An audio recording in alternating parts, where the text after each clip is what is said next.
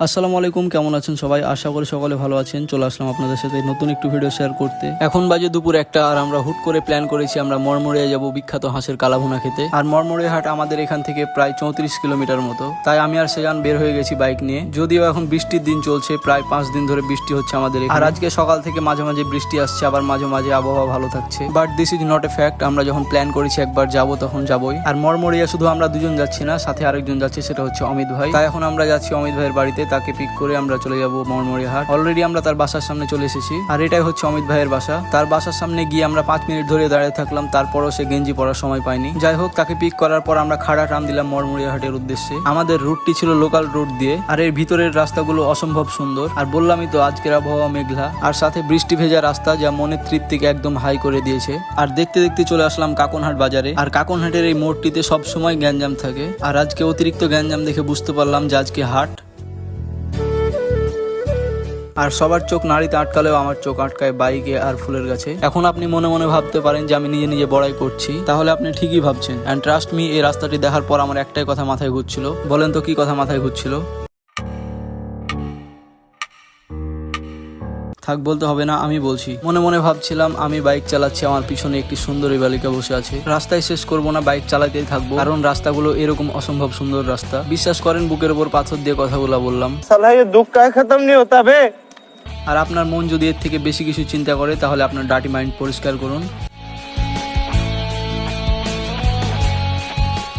যাই হোক, রাস্তার পাশে এরকম সুন্দর সুন্দর মাটির বাড়ি দেখতে দেখতে চলে আসলাম আমরা মরমরিয়া হাট। আর এই বাজারটিতে প্রবেশ করার আগে দেখতে পাবেন এরকম একটি লোহার ব্রিজ। আর এই ব্রিজ থেকে নামার পরে এখানকার বাজার শুরু। আর এই বাজারের প্রথমে দেখতে পাবেন আপনারা একটি হাঁসের দোকান, কালাভুনার হোটেল। আপনারা এখানে না দাঁড়িয়ে একটু সামনের দিকে চলে যাবেন, কারণ আমরা প্রথমবার এই ভুলটাই করেছিলাম। তারপর ম্যাপে গিয়ে দেখি এর থেকে সুন্দর সুন্দর হোটেল আছে। আর একটু সামনের দিকে আগালে দেখতে পাবেন এরকম অসম্ভব সুন্দর সুন্দর কয়েকটি হাঁসের মাংসের দোকান, খাবার হোটেল। এখানে ঢুকলে লক্ষ্য করবেন প্রত্যেক হোটেল থেকে এরকম কয়েকটি লোক দাঁড়িয়ে থাকবে, শুধু আপনাকে ওয়েলকাম করার জন্য। আর বিশ্বাস করেন, সেই সময় নিজেকে নায়ক নায়ক ভাব লাগছিল। আর এতগুলো হোটেলের মধ্যে আমরা একটি চুজ করলাম, সেটা হচ্ছে তালুকদার বাড়ি হোটেল। কারণ হচ্ছে এবার আমরা সেকেন্ড টাইম আসলাম। প্রথমবার এসে আমরা কুটুম বাড়ির মাংস ট্রাই করেছিলাম, তাই আমরা ডিসিশন নিলাম আমরা এবার তালুকদার বাড়ি হোটেলের খাবার ট্রাই করব। হোটেলের পিছন দিকে এরকম একটি সুন্দর টিউবওয়েল ছিল। আর আমি আর সেজান এখানে ফ্রেশ হলো। অমিত ভাই বলছে সে বেসিনে হাত ধুবে, তাই অমিত ভাইকে নিয়ে চলে গেলাম বেসিনে। যাই হোক, সবাই মিলে ফ্রেশ হওয়ার পর আমরা এবার চলে গেলাম খাবার দেখতে। খাবার কি দেখবো, এমনিতে আমরা লেট করে বের হয়েছিলাম, যার জন্য মনে হচ্ছে পেটে আমাদের ইঁদুর দৌড়াচ্ছে। পেটে এত ক্ষুধা নিয়ে খাবার জাজ করার সময় নাই। তারপরেও মনটাকে একটু শক্ত করে খাবারগুলো ভালোভাবে দেখলাম। এখানে খাবার হিসাবে পাবেন আপনি রাজহাঁস আর পাতি হাঁসের কালাভুনা, যার প্রতি বাটি মূল্য ছিল 150 টাকা। আর ভাতের মূল্য ছিল 30 টাকা। ভাত হচ্ছে আনলিমিটেড, আর সাথে থাকবে ডাল,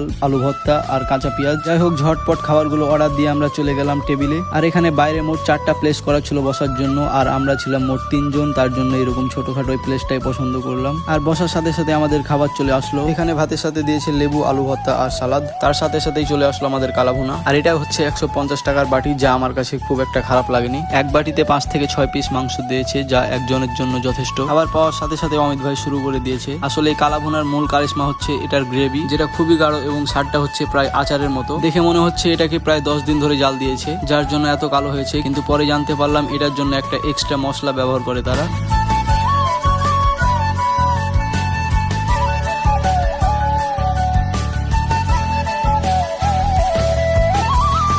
এখানে ভাত হচ্ছে আনলিমিটেড, আমাদের প্লেটে 3 প্লেট দিয়েছে। তারপর আমাদের এই গামলাটা দিয়েছিল। আমরা টার্গেট নিয়েছিলাম আমরা প্লেটের ভাত শেষ করার পর গামলা খালি করব। And this is result. এটার ক্রেডিট হচ্ছে অমিত ভাই আর সেজান, কারণ আমি এক প্লেটেই শেষ। খাওয়া রেটিং দাও।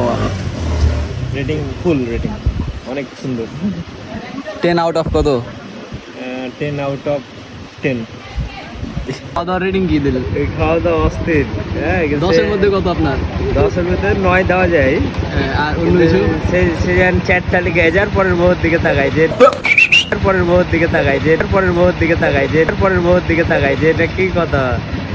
এটা তো খুবই খারাপ। মামা বলো। Oh shit! No! It is possible, it is possible. नहीं ऐसा नहीं हो सकता कह दो कि ये झूठ है। যাই হোক, সবশেষে অমিত ভাই গেল বিল দিতে, আর আমরা দুজন এখানে বসে আছি। খাওয়া দাওয়া শেষ করে ইচ্ছে হলো পান খাবো, তার জন্য চলে আসলাম পানের দোকানে। আর এই পানের দোকানটি ছিল তালুকদার বাড়ি হোটেলের সামনেই। পান অর্ডার দেওয়ার পর আমরা দাঁড়িয়ে থেকে থেকে মামার পান করা দেখছিলাম। আর প্রত্যেক পানে প্রায় 10 রকম আইটেম ছিল, দাম ছিল পার পিস 10 টাকা। মামার এই ছোট্ট দোকানটি আমার খুবই পছন্দ হয়েছিল, কিন্তু মামার ফ্রিজে এই কোকা কোলার বোতল দেখে আমার মনটা খুবই খারাপ। কিন্তু এর পাশে দেখি মজুর কয়েকটা বক্স রাখা আছে। যাই হোক, পান খাওয়া শেষ করে আমরা এবার বাড়ির উদ্দেশ্যে রওনা দিব।